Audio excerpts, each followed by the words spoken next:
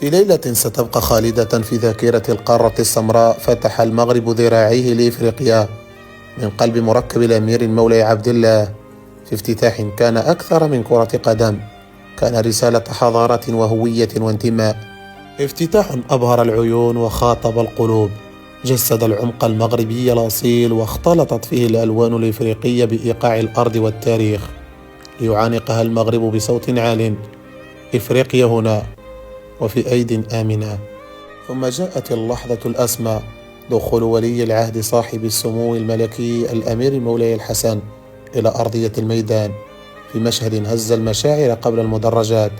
سلام ملكي دافئ على اللاعبي المنتخب المغربي ومنتخب جزر القمر، سلام يحمل الاحترام والتواضع وروح الأخوة الإفريقية الصادقة.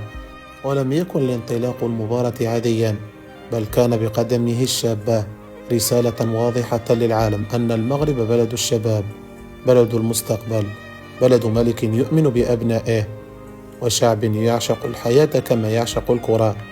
رسالة تقول إن الرياضة هنا ليست مجرد تنافس، بل جسر محبة ووحدة بين الملك وشعبه.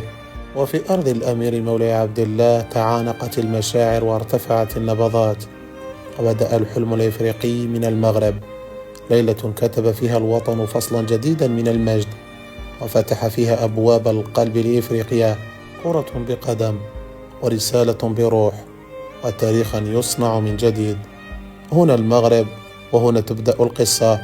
المغرب أنهى قصة هذه الليلة في هذا الافتتاح، النتيجة ب2-0، معلنا أن بداية الأسود بدأت الحين، وأن الكأس ستظل هنا في المغرب. كان معكم إبراهيم مشيش، دمتم في رعاية الله.